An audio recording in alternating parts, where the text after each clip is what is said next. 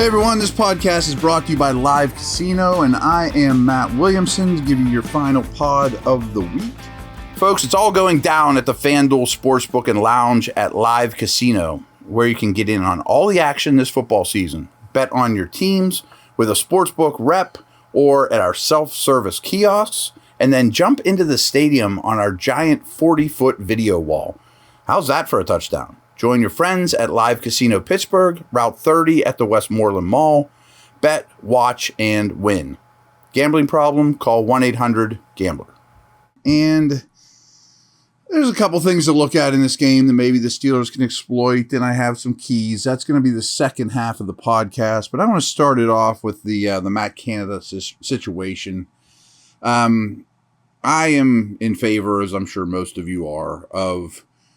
I don't even know if you have to fire him, but at the bye after this Eagles game, I think you have to make a change. I really do. Now, is he 100% to blame? Absolutely not. There's open receivers, not all the time, that aren't getting the football, but I think the offensive system is just so rudimentary and predictable, and the tendencies, which I haven't studied the tendencies, are so strong that this is kind of a tinfoil hat theory because I can't prove it. And what I've been doing is, I feel like I'm playing poker with Teddy KGB, and I know he has a tell, but I haven't quite figured out the Oreos yet. But I really think opponents know when the run is coming. The way that they play the run, I feel like they know when the Steelers are going to run or have very strong tendencies that they've studied. And some people have told me, and I can't confirm it, but there is something to be said for it. Maybe these are the Oreos, but when you see a lot of pre-snap motion from Canada's play calling, a high percentage of those are run. And that is true, and it's something for you to look for on Sunday. But is the run game great? Of course not. But I do think that the league has a bead on when the run is coming. I've talked to you a lot about too many first down runs. I stand by that in a big way. 13 of 20 drives where it wasn't a hurry-up situation. First down run. That needs to be the opposite. It needs to be 7 out of 20, not 13. That's one example, but this has been a trend with Matt Canada calling plays for way too long. And I think I've told you this, but if we're going down this road again, so be it, because I think it's important that the most efficient, or right at the top of the list, play or tactic in the NFL is throwing the football on 1st and 10, because you can dictate the action more as an offense. You get much more predictable coverages. Like I always say this, like getting to third down, you need to score first downs on the first 2 downs. Getting to third down is like a 40% success situation across the league. So you need to be aggressive early in the downs. First down, second down, early down success rate is something that is very indicative to wins. So the early down running to me needs to calm down. It's too much, and that includes end arounds, but let alone just hand it to Najee. And I do think the running game has become very predictable, and that kind of goes hand in hand. Now, I think a lot of you might think, well, here, I got a little bit to back it up. I just showed you those 13 out of 20 stat from this last game. But right now, they have the 7th most run-heavy offense on early downs, first and second, within the first half of games, because that can change if you're losing by a ton. So 46% of their early down first half snaps are rushes, and that is the 7th most. The teams at the top are teams like Atlanta, that just run the ball like crazy. So that's not where you want to be with this team unless you're going to run the ball like crazy. If you're going to reinvent the entire team and run the ball like crazy, which would make no sense to me because that's what they're really bad at, then I get it. Chicago, Atlanta, some of these teams. I don't think you're to that point yet where you just don't care anymore about the passing game.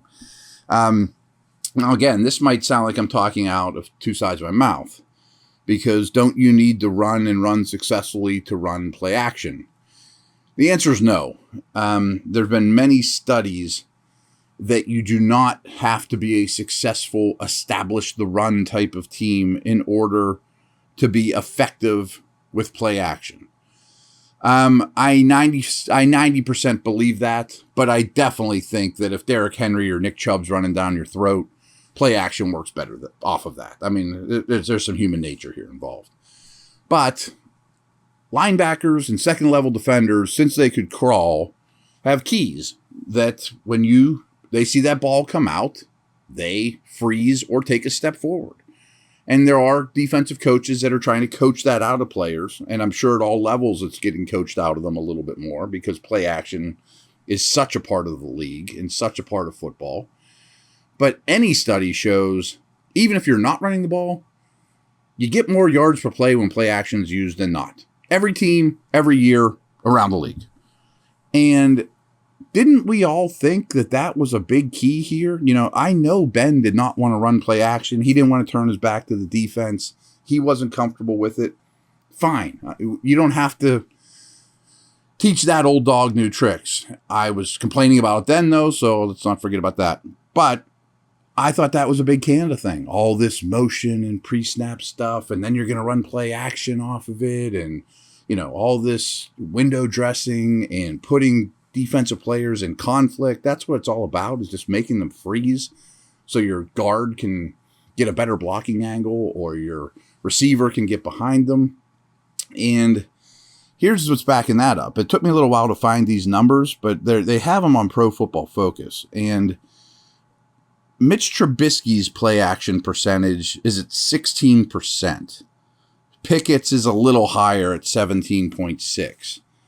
But they're in the same neighborhood. I mean, we're talking 16, 17%. That's not all that different.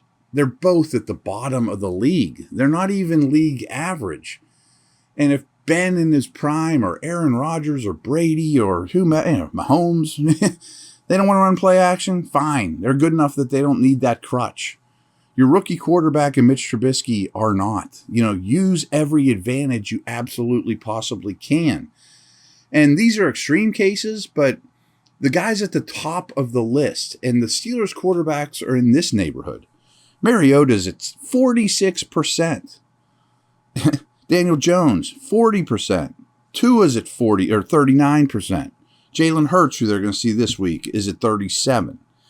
Those are young quarterbacks with some athleticism that you can also play action and boot. You know, what's much different about Pickett and Trubisky than that list I just told you? I mean, they all need every bit of help they can get. And ball handling was a big thing they stressed when they acquired Trubisky and Pickett. I mean, that's important in this offense.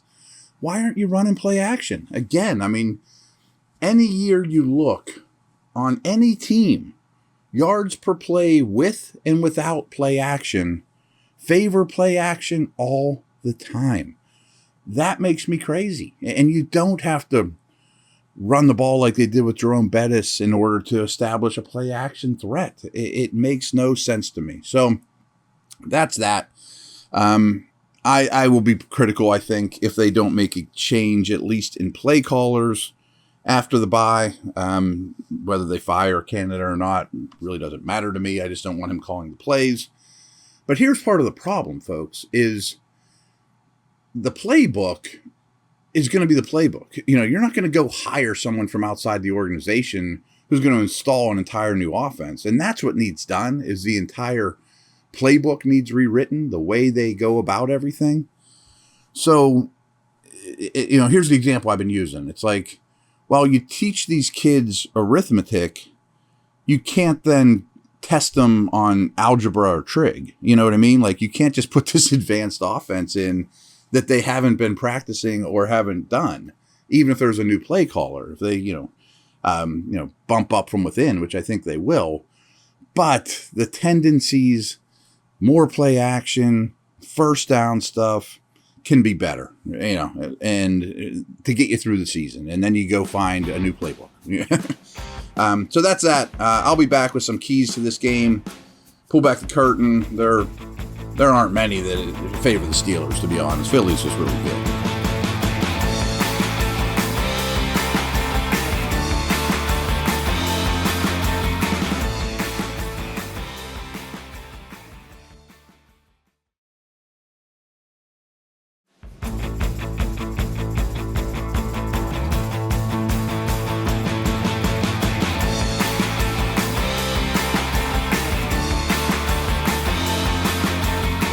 Okay, I think a big key, well, a huge key is, does TJ Watt play?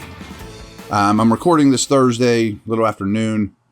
I don't even know what his practice situation is for Thursday, but I know he practiced Wednesday. At a minimum, I think he comes back after the bye, but I'm not trying to pump you guys up and give you hope.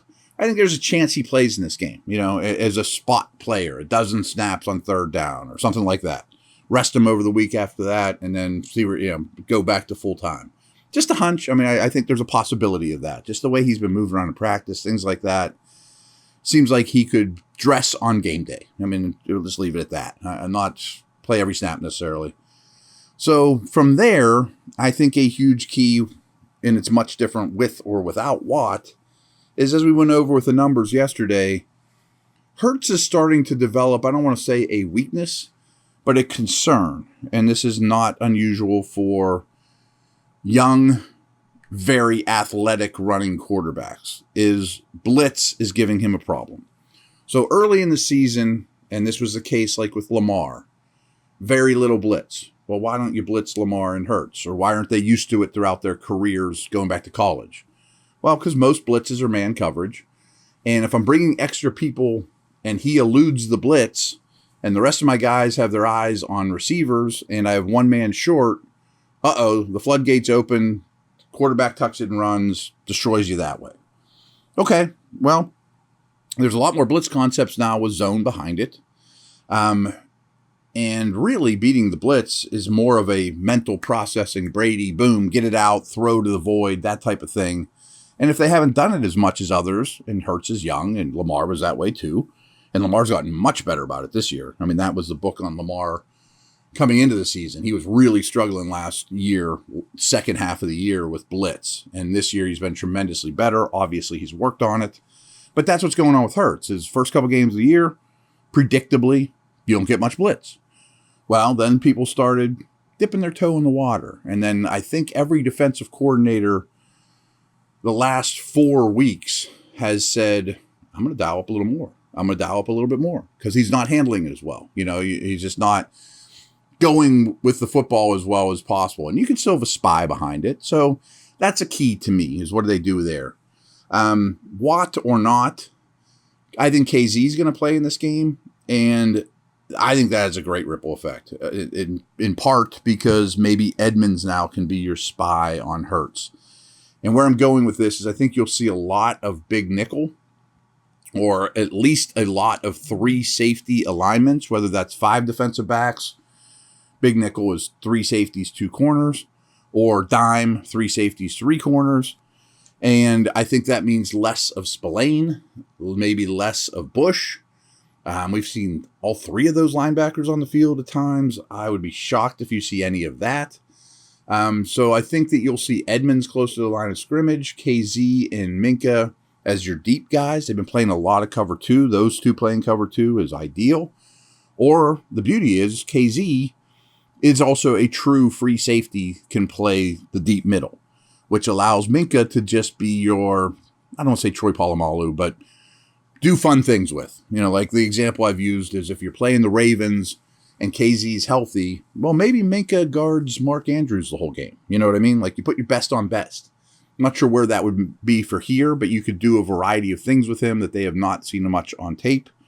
So big nickel is a personnel group, or at least 3 safeties is something that this team now has in their bag that wasn't as strong with Norwood. So keep an eye on that. We've been talking about this a lot. They've really done a good job varying, disguising their coverages, late rotations, and not showing it at the snap, but doing it right at or right before. And now you have a third safety in there for even more wrinkles. So I could certainly see Hurts double clutching or throwing one to the other team that he wouldn't usually. One other thing I have a question about, and this kind of ties into blitz.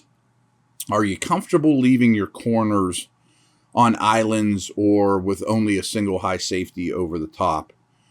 Getting healthier there. I mean, A.J. Brown is really, really good. Devontae Smith's really good.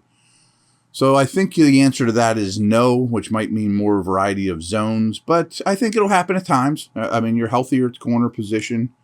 Some of these length guys, Wallace, Witherspoon, I think can do reasonably well against A.J. Brown, who frankly I think is one of the best in the game. But I'm curious how much you're going to leave those guys on islands in man coverage. Just something to look at.